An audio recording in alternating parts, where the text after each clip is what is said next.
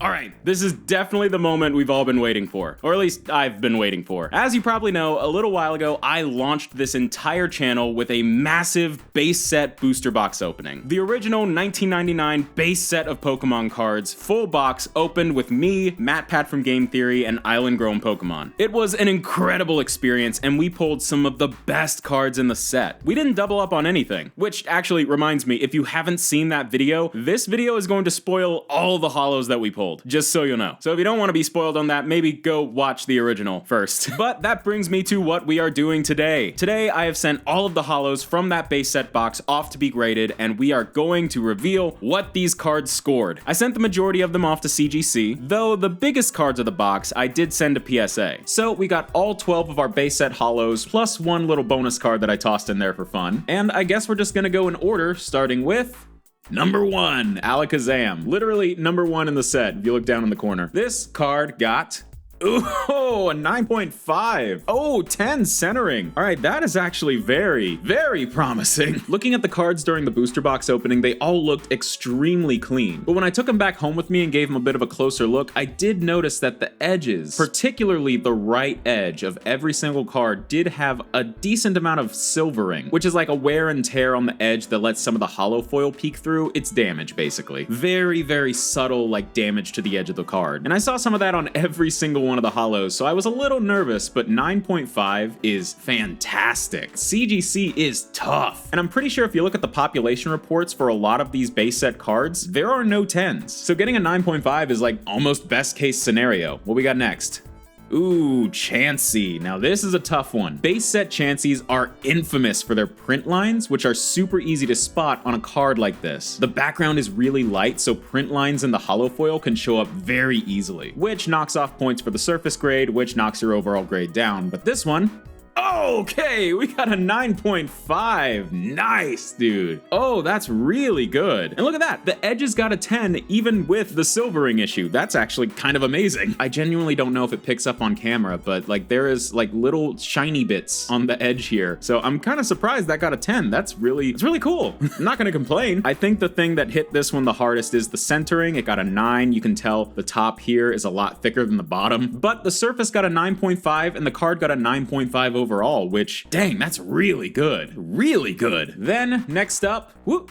Okay, kind of a similar situation here. We got the Clefairy, another one with a really bright background to the holo pattern, so print lines can show up pretty easily. What we got? Okay, we're down to a 9. That's fine. Oh, the corner's got a 10. We're still getting 10s on a lot of these subgrades, which is good. And the surface got a 9.5. It was just the edges and the centering that got this one, which, of course, given the silvering thing, does not surprise me. I cannot believe I forgot to mention this. For these specific cards, I decided to get what's called a pedigree. There's like a little line of text or a label, like right at the top of the card here, which can kind of denote like a special event that the card was part of or something like that. So for these, I got every single one to say Footofaferret 1 million subscribers on the back. It makes them just that little bit more special. Every single one. Which means if sometime in the future these cards are ever pried from my cold, dead hands, whoever ends up with them is gonna be kind of confused. So next up, check out that pedigree. I feel like I need to show it off more now. I can't believe I forgot to mention that. Footofaferret 1 million subscribers, but this card specifically is oh, the Hitmonchan. This is Matt's favorite. If you watch the base set box video, you know Matt was all about pulling a Hitmonchan. It was one of the best cards he had as a kid, and he just found it on the floor of his school. So when we pulled this from the very last pack, Matt got hyped. It was a really good moment. So I'm actually really excited to see what this one gets. Yes, the 9.5. Oh, and it got a 10 on the centering. Is that the first centering 10 we've seen so far? No, the Alakazam had one too. Again, the edges got hit a little bit harder on this one, but everything else is 9.5 to 10. Matt is gonna love that. And it says my name on the back. That's cool. Oh, that's cool. Again, a lot of these base set holos don't have CGC 10s, so 9.5s are absolutely incredible gets. But we're moving along to oh, this is the bonus card. Okay, so technically this was not pulled in the base set box opening because you can't pull this in a base set pack. This is the holographic Machamp first edition base set card. Basically, in English, this card is part of the base set, but you could only get it in starter decks. You could not pull it from a pack. So no, we did not pull this in the box opening, but I did get this card out of a starter deck that I opened in another vintage opening that went up at the exact same time. And because this entire channel's launch was part of the 1,000,000 subscriber celebration, it still counts. But with all that said, this Machamp got... Okay, we're back down to the 9s. All right. Yeah, I guess it's kind of understandable for this to get not quite as strong of a grade as some of the ones from the box. A 9 is a great grade, don't get me wrong, but you can't expect the same consistency when it's not from the same box. But let's get back to the cards from the actual box now. What we got next? Okay, we got the Magneton. This is one of the less exciting holographics. I remember Matt just going like, ooh, not quite, when we pulled it. But hey, pack, fresh, holographic, no duplicates, so close to the full set. Unbelievable results. Let's see what it got. Oh, ooh, okay, all right. All right, I think this is my punishment for being a little bit mean to the Magneton. This one got an 8. Okay, that's actually surprisingly low. Somehow the corners got a 7.5 grade while everything else is 9 to 9.5. Interesting. Let's take a look. Yeah, okay, there's some pretty prominent whitening down in this corner, and the corners aren't perfect, so yeah, I guess that makes sense. An 8 is still a solid grade, but it does kind of break the streak we were on. Yeah, hopefully we don't see any more of those, especially not on this Nidoking. I really like this card. When I was a kid, I just liked all the Pokemon that were purple, because purple's my favorite color, so I got a Nidoking bias. Let's see what it got. Okay, there we go, back to the 9.5s, yes! No 10s on any of these subgrades, but we are 0.5 away from a perfect 9.5. I'm glad to see another 9.5 after that 8. Only a few more before we get to the big hitters, so let's see what we got. Ooh, Ninetales. This is one of the first cards we pulled in the box, and Island freaked out. He saw the red at the bottom when I was pulling the card off, and he thought it was a Charizard. But I had my eyes trained right on that set number down there, and I was like, okay, I see the red, but if it does not say 4 out of 102, I can remain calm. But Ninetales is a really cool holographic. I am a strong defender of Ninetales. I think this card gets a little bit too much flack from people who are just disappointed that it wasn't a Charizard. We give Ninetales some respect here with a 9. Okay, yeah. Ooh, we're back to the 10s on the centering grades. Everything looks good here. I can't get over how nice it is to have these cards graded with the pedigree on the back in such high grades. This is all the result of like such a massive moment that was years in the making, and oh man, I'm so grateful for everything that's been going on. I'm always gonna cherish these because these are my 1,000,000 subscriber cards, basically. But enough mushy stuff. What's this one? Poliwrath, alright. I guess it's typically viewed as like the least exciting base set holo to pull, but hey, no disrespecting here. What do we got? Hey, there we go. Give it respect. Get a 9.5. Oh, and the strong 9.5. 10 on the centering and everything else. Straight 9.5s. That's good. That is a good grade, man. Part of me wonders if I had sent some of these cards to PSA instead of CGC if they would have gotten 10s. Because PSA doesn't do the 9.5. They'll do like 8.5s and 7.5s, but when it comes to 9s, they just go 9 to 10. There's no 0.5 in the middle. So you could send a card like this to PSA and it's kinda up in the air. You don't know if they're gonna lean towards the 10 or the 9, and so sometimes having that 9.5 in the middle is actually really nice. Kind of a saving grace. But we've got the last of the CGC graded cards. We've got a few from another grading service, and I think you already know what those are gonna be. So let's take a look at this last CGC one, which is the Zapdos, yes. I think this was the only electric type Pokemon we pulled. We didn't get a Raichu. We didn't even get a Pikachu, so this is the only electric Pokemon we got. Legendary bird Zapdos scored a 9.5, yes! This is what you want to see. Ooh, and the edge has got a 10 again? So many 9.5s. Like I said, most of these base set cards just don't have CGC 10s, so 9.5s are about as good as you can expect. It's really exciting to get this many 9.5s. Alright, and we are now on to the final 3 of this grading return. It is the big 3 of the base set, all graded straight at PSA. I've never actually graded anything at PSA before, but I knew if I pulled these from the box, I wanted them from PSA. Just seems like a bit more of a special thing to have this trio in PSA grades. So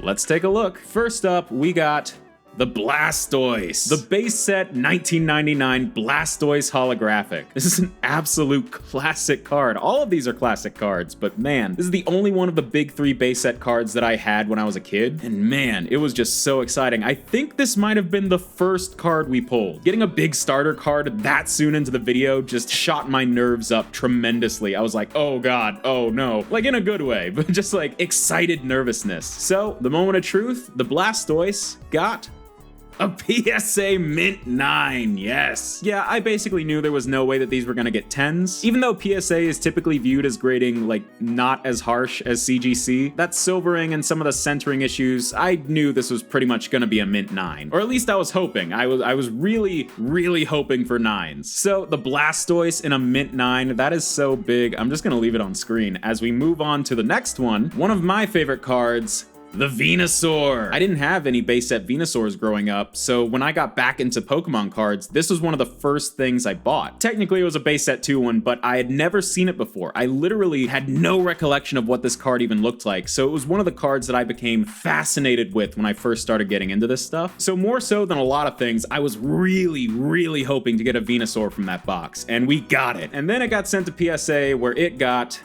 yes, a Mint 9! Another Mint 9. We got two Mint 9s from PSA so far. That's great, dude. Okay, so now we gotta make room for the final card of this reveal. The big moment of the entire base set box. The base set Charizard holographic. The classic of classics. Oh, okay. Okay, this happens sometimes, but like this particular card is really kind of jostling around inside of this PSA case. Of all the cards for that to happen on, did it have to be the Charizard? All right, I guess I should just be extra careful with this one, especially because it got... yes! Okay! A Mint 9! A matching Mint 9 set. PSA base set trio. Oh, that's so good, dude. And they were sequentially graded, so let me actually move this to the side. So it's like 5.8, 5.9, and 60. All Mint 9s from base set. That is so cool! I'm about to do something a little weird here. So these are my 3 PSA Mint 9 graded starters from a booster box I opened earlier this year. It's your classic Charizard, Blastoise, and Venusaur. All 3 graded a Mint 9 from PSA after opening them straight from a booster box, and these are not bad grades, don't get me wrong. But these are the rest of the cards from that booster box that I got graded at CGC instead of PSA. If you take a look at the grades that these cards got, you have 1 8, 2 9s, and then every single other card is a 9.5. That is a higher grade. That is a better grade. That is a more rare grade. And for half of the pulls from the box to get these 9.5s, that is crazy. And that brings me back to these guys. I want to get these regraded. I want to send these cards in their PSA slabs all the way to CGC for what's called crossover grading, meaning that they'll take these PSA cards, reevaluate them under their criteria, and give them their own grade, put them in their own slab. Essentially, it'll go from a PSA graded card to a CGC graded card. Now, CGC is technically a stricter grading company, so they could look at these and they could also say, no, these are 8s or 8.5s. But because of the options they offer for crossover grading, if that were to happen, they wouldn't regrade it and give it a lower grade, they'd just send these back. If CGC looks at them and decides, okay, yeah, these look like 9s to us, then they'll reholster them and give them the new CGC slab. It'll be the same cards with the same grades, but they'll be in the new slab with the subgrades and the foot of a Ferret 1 million subscriber pedigree that I put on these. Plus, CGC slabs just feel a little bit more solid to me, more sturdy. So, for the possibility of getting a 9.5 on these cards, I think it's worth the risk. Best case scenario, these all come back regraded as CGC 9.5s, which means they are lower population, more rare, more collectible grades. Plus they got the subgrades, plus they got the pedigree, plus they got the cooler slab, etc. Worst case scenario, these cards come back exactly as they are, and I still have PSA 9s in all of them. So it seems like it's worth a shot. So I'm going to pack these guys up and send them all off to CGC, and we're gonna see if they can come back in 9.5s. All right, here we go. It's been a little bit, but I finally got the Charizard, Blastoise, and Venusaur back from CGC. They are here. They are in their slabs. They have the foot of a ferret that one's upside down. They have the foot of a ferret 1 million subscriber pedigree on them, and okay, I am so jazzed about these grades. Yeah, just spoiler alert, I already know what they are. I was too excited. I spoiled myself on them, but you don't know what what they are. So let's just go into it and reveal these as if I don't know what they are, but you don't. You definitely don't. We got the Blastoise from the booster box. Remember, this graded a PSA 9, but at CGC, it got a 9.5. We got that extra 9.5. And if you look, we got a 10 subgrade on the, what is it? On the corners. The corners got a 10. We got hit a bit hard on the edges with that 9, which makes sense. All of these cards had a little bit of silvering down the side, but a 9.5. At the time of recording this, there is only one CGC 10 Blastoise from this set. So this isn't top pop, as CGC likes to put it, but it's pretty up there. Pretty low population card. Then, of course, we move into what else but the Venusaur. Oh, I love this card. I've said it before, but I didn't really have one of these growing up, and I didn't even know what they looked like until I was getting back into all this junk about 2 years ago. So it's really cool to get this back from CGC, finally have it back in my collection. Remember, this got a PSA 9, but at CGC, it got the 9.5 too. Oh, no 10 in any of the subgrades, but a 9.5. This is a top pop card. At the time of recording this, there are maybe 10 more Venusaurs in a 9.5 from CGC and 0 10s. So this is a very low population card. It is a very, very good grade. With no 10s in existence, this is about as good as you can expect. And of course, it's got that footofaferret 1 million up at the top. Oh, I love that so much. I'm so glad that all the cards match now. But of course, that leaves only one. This one right here, that only leaves one card, which of course is the Charizard. The big bombastic highlight of the entire box break with Matin Island. We pulled the Charizard straight from a box. It got a PSA 9, but when I sent it back to CGC, it got the extra 0.5. It got the 9.5. Oh, it was best case scenario all around. This is a perfect 9.5 too. Every single subgrade is a 9.5. That's absolutely insane. So as we round out this big CGC card return for the base set box, we have a best case scenario here. Of the 12 holos in the box, 5 of them got 9.5s, 1 got a 9, 1 got an 8, and then these got PSA 9s. But now that they're back from CGC, the vast majority of cards from this box got 9.5s. That is absolutely insane. These are low population, very rare things to have in my collection, and I could not be happier with the results. And the fact that they all say 1 million on the back, it's so cool. These are just definitely some of my prized possessions when it comes to card stuff now. And now I'm gonna go stash these in a case to keep them safe and never look at them again.